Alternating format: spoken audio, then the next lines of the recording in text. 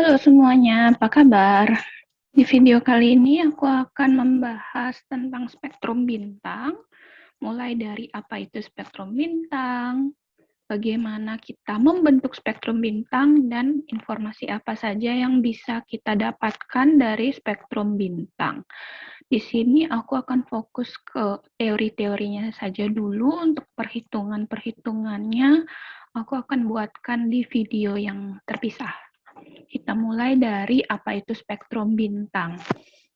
Kalian pasti pernah melihat uraian cahaya pelangi seperti ini, entah itu pelanginya langsung ya, yang di langit yang melengkung, ataupun pelangi yang dihasilkan dari eksperimen kalian sendiri mungkin dengan kalian mengarahkan prisma ke matahari, atau kalian tidak sengaja melihat juga di jendela ya, dengan bentuk tertentu yang bisa melewatkan cahaya, kemudian di temboknya kalian akan lihat pelangi. Ada berbagai macam hal yang bisa menimbulkan pelangi, yaitu penguraian cahaya. Jadi itu juga mirip dengan spektrum bintang. Jadi spektrum ini secara umum bisa dikatakan sebagai uraian seberkas sinar menjadi panjang gelombang-panjang gelombangnya. Ya seperti itu tadi kan, contohnya cahaya matahari dengan berbagai macam pengurainya bisa dari titik-titik hujan menghasilkan pelangi seperti ini, atau kaca prisma ataupun kaca ventilasi tadi. Jadi seberkas sinar dari matahari yang terdiri atas berbagai macam panjang gelombang itu diuraikan, dan yang kita lihat adalah pembentuk si cahaya itu yang terdiri atas berbagai panjang gelombang, dan itu yang kita lihat sebagai pelangi. Nah, jadi matahari punya berbagai macam sinar dan itu diuraikan oleh pengurainya menjadi pelangi. Di ini siapa yang menguraikan tadi?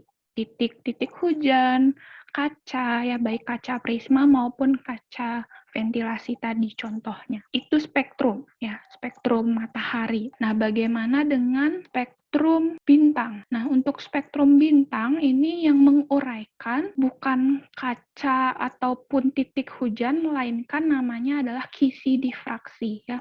Kisi difraksi itu bentuknya seperti ini, bahannya semacam kaca dan diberi garis-garis sempit yang berjumlah banyak. Jadi ini hanya gambaran kasarnya ya. Garisnya itu dibentuk seperti ini ya. Ini disebut sebagai garis seperti ditoreh-toreh seperti itu, dan ketika ada cahaya yang mengenai kisi difraksi ini, dia akan menguraikan ke spektrumnya atau ke panjang gelombang yang membentuk si cahaya ini, si cahaya putih. Inilah konsep yang digunakan untuk membentuk spektrum bintang. Jadi cahaya bintang diarahkan ke pengurainya, dalam hal ini adalah kisi difraksi, untuk membentuk spektrum. Ini adalah gambaran spektrum bintang. Jadi yang akan kalian sering lihat adalah yang seperti ini ya, ataupun yang seperti ini yang di bawah. Untuk yang di atas mereka sebenarnya sama saja ini. Jadi kalau kalian lihat ya, kenapa ini ada warna pelangi ya, dari merah sampai ke yang gelap,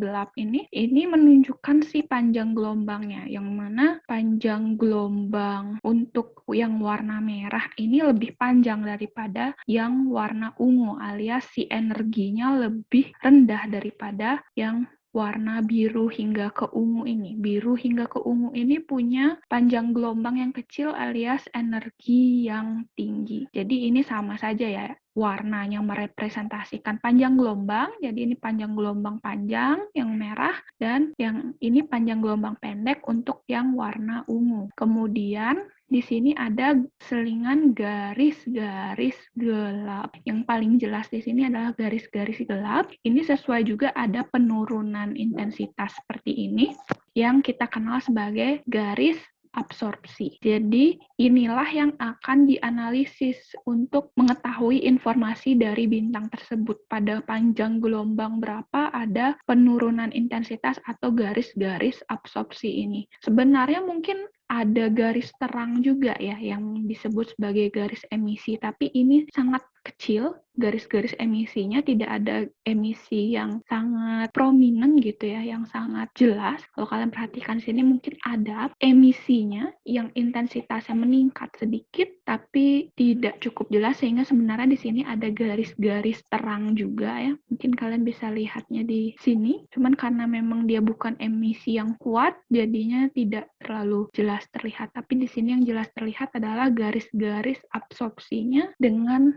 lebar tertentu. Kemudian apa yang menyebabkan terbentuknya spektrum tersebut ini dijelaskan oleh Kirchhoff di hukum Kirchhoff. Jadi ini bukan hukum Kirchhoff yang kalian belajar di arus listrik ya. Ini hukum Kirchhoff tentang spektrum bintang. Jadi ada 3. Bagaimana terbentuknya ada spektrum kontinu, spektrum serapan atau absorpsi, dan spektrum emisi. Jadi kalian bisa baca di sini yang menghasilkan spektrum kontinu yang tidak ada garis serapan atau garis emisinya, ini dihasilkan oleh benda padat, cair maupun gas yang rapat. Poinnya di sini yang rapat dan berpijar. Kenapa dia berpijar ya? Karena dia sangat panas sehingga dia berpijar. Dan benda ini akan memancarkan cahaya pada seluruh panjang gelombang. Bagaimana dengan yang membentuk spektrum emisi? Kalian bisa perhatikan ini untuk gambar yang ini. Garis emisi adalah gas yang renggang. Jadi hanya gas yang bisa menghasilkan ini renggang dan panas sehingga memancarkan garis-garis terang atau spektrum emisi. Nanti garis terangnya ada di panjang gelombang berapa, tentu itu akan bergantung dengan sifat dan komposisi dari si gas tersebut. Kemudian apa yang membentuk spektrum bintang seperti yang kalian lihat tadi. Jadi ada spektrum kontinunya,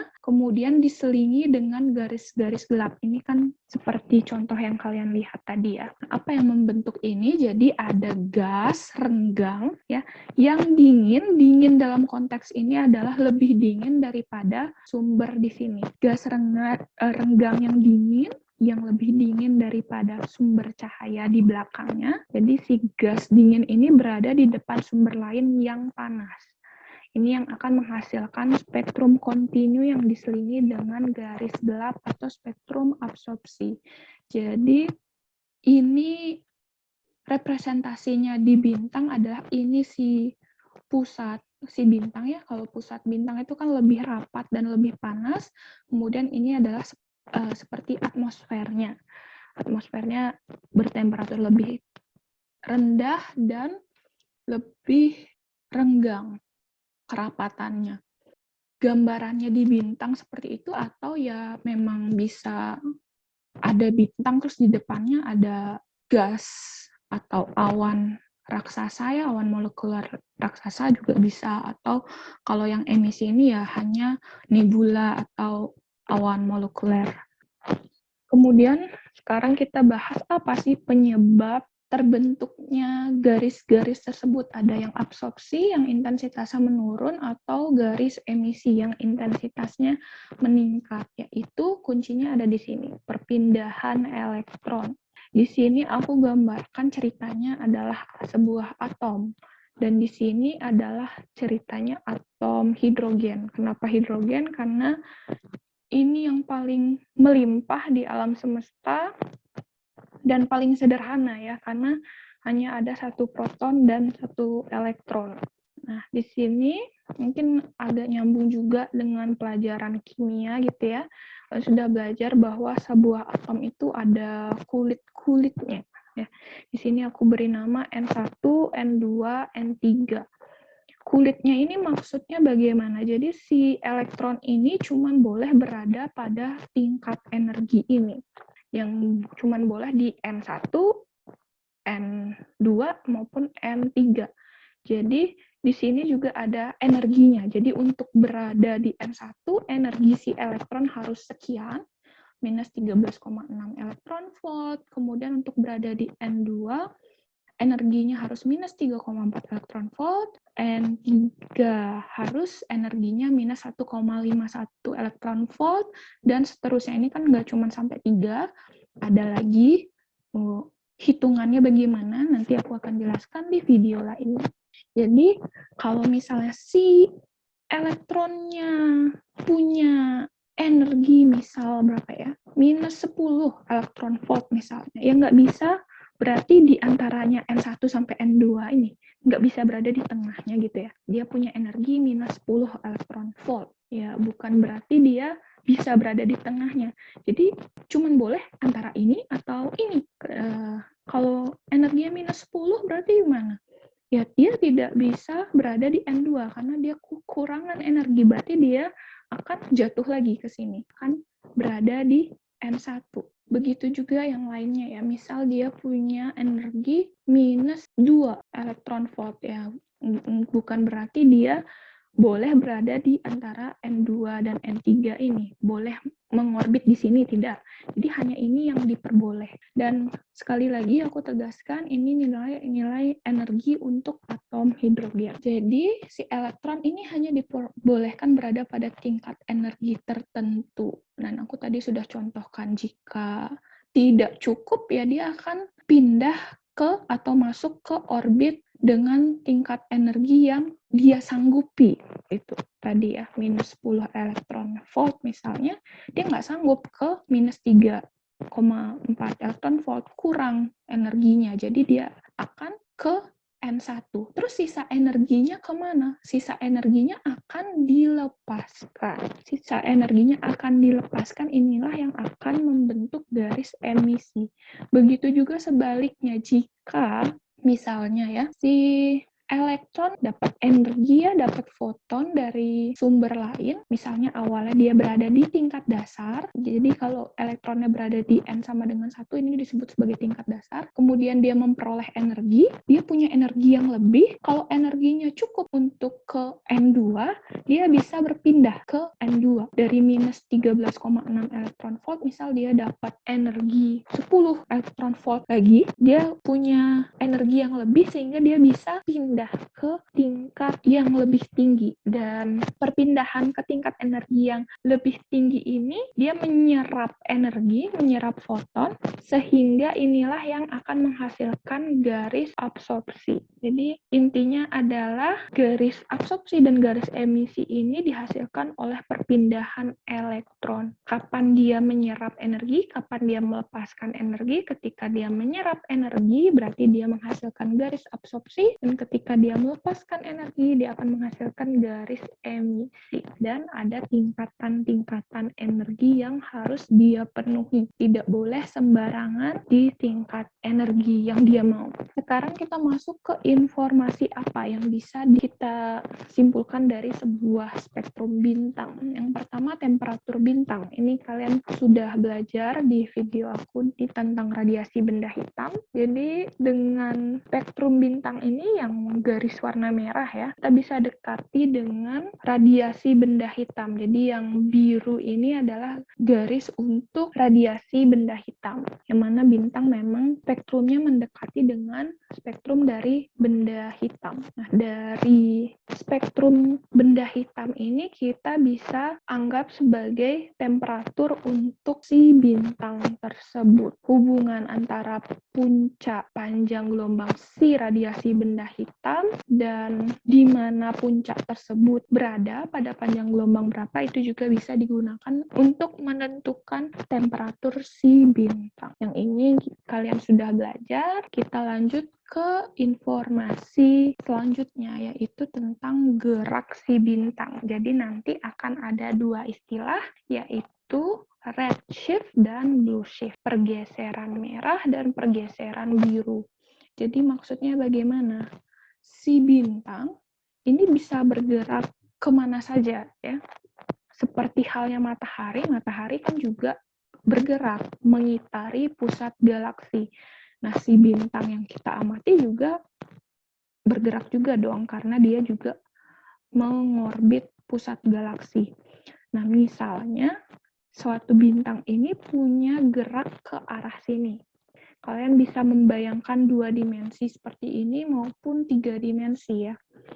Kemudian, kita yang berada di matahari tentu akan mengamati si bintang ini bergerak dalam 2 komponen, yaitu komponen radial dan komponen tangensial. Jadi untuk komponen tangensial, ini kan geraknya ke sini ya. Jadi kita bisa uraikan ke garis merah ini dan garis hijau ini. Yang garis hijau atau komponen tangensial ini adalah pergerakan di langit. Jadi dia bergeser di langitnya seberapa ya. Nanti akan ada perhitungannya juga tentang kecepatan tangensial ini, dan ada istilah lain yaitu proper motion yang berkaitan dengan gerak tangensial. Kemudian komponen selanjutnya adalah komponen radial. Jadi ini bisa menjauh seperti ini ya, tergantung si geraknya, bisa juga bergerak seperti mendekat ke matahari. Nah, inilah yang dimaksud dengan redshift dan blueshift ini.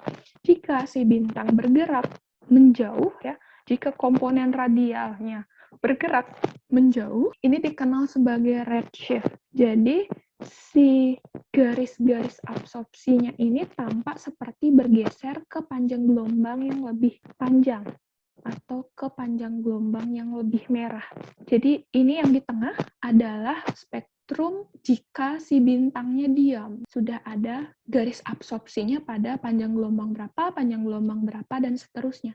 Tapi yang seharusnya ada di panjang gelombang tersebut seperti bergeser ke panjang gelombang yang lebih panjang atau lebih merah.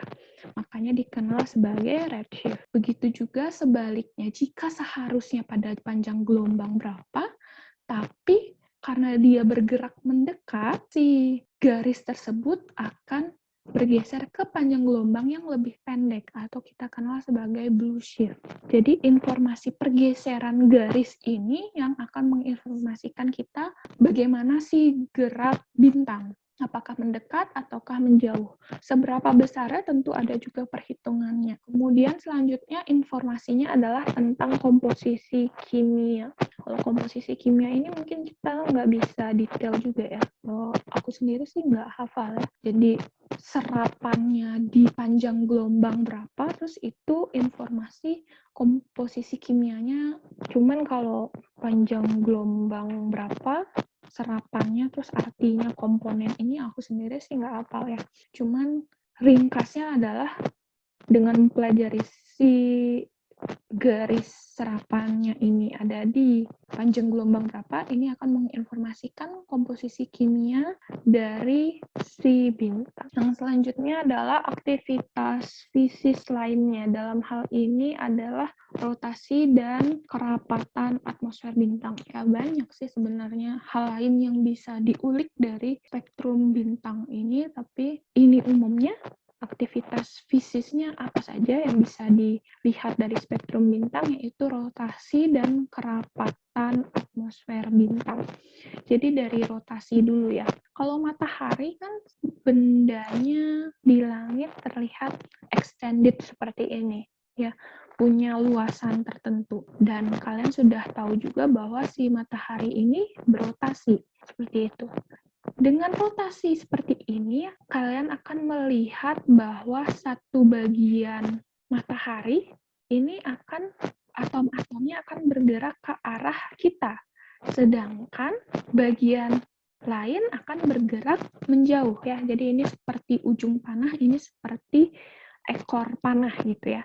Ini bergerak mendekat ke arah kita, kalau sisi ini bergerak menjauh. Yang mana kalian sudah belajar tadi, ada redshift dan blueshift. Ada yang pergerakan mendekat, ada pergerakan menjauh. Sama juga seperti ketika bintang ini berotasi, dalam hal ini matahari yang extended object pasti jelas kalau ada bagian yang mendekat ke arah kita atau blueshift, dan ada yang bergerak menjauhi kita atau redshift. Tapi hal ini pasti juga teramati untuk bintang, walaupun dia bukan extended object ya. Pasti si garisnya akan tidak simetris karena ada sisi yang redshift, ada sisi yang blueshift, dan menunjukkan rotasi si bintang tersebut. Sebenarnya sih tidak cuma bintang ya, Kalau kita ambil spektrum planet, planet juga extended object di langit, kalian juga bisa mengetahui si rotasi planet. Misalnya si Saturnus gitu ya, planet raksasa, gas, kemudian dia berotasi, kita tahu rotasinya seberapa besar, salah satunya bisa dengan mengambil spektrum dari si planet Saturnus tersebut. Ini template-nya ya, seharusnya si bintang ini cocokkan, ada garis serapan di panjang gelombang berapa itu sudah sama, tetapi ada pelebaran-pelebaran dan pelebaran yang tidak simetris seperti ini yang bisa juga dijelaskan dengan sepertinya si bintang ini berotasi. Jadi ada satu sisi dari garis ini yang tidak simetris dengan sisi lainnya. Selanjutnya adalah kerapatan atmosfer bintang. Di sini ada dua bintang dengan kelas spektrum yang sama, yaitu A3. Berarti kan temperaturnya sama. Jadi letak garis absorpsinya juga sama. Tapi kalau diperhatikan di sini, lebarnya berbeda. Kalau yang di bawah ini, dia lebih lebar daripada yang di atas. Hal ini menunjukkan kerapatannya, kerapatan dari si atmosfer bintang. Bintang yang punya atmosfer lebih rapat, di sini ada si kelas luminositasnya ya, deret utama dan maharaksasa. Jadi untuk yang deret utama, kan atmosfernya belum mengembang, beda sama yang bintang raksasa. Bintang raksasa sudah mengembang si atmosfernya. Berarti atmosfer untuk deret utama lebih rapat ya, higher density.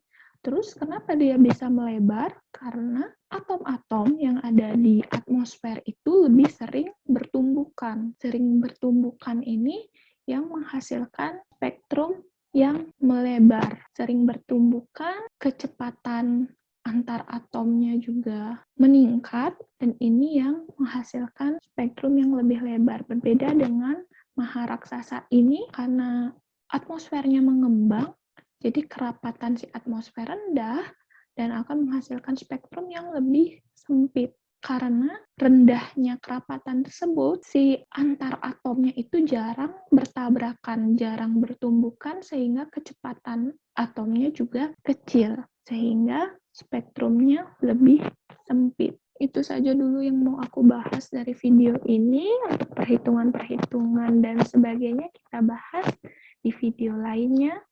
Sampai jumpa, semoga bermanfaat. Bye-bye.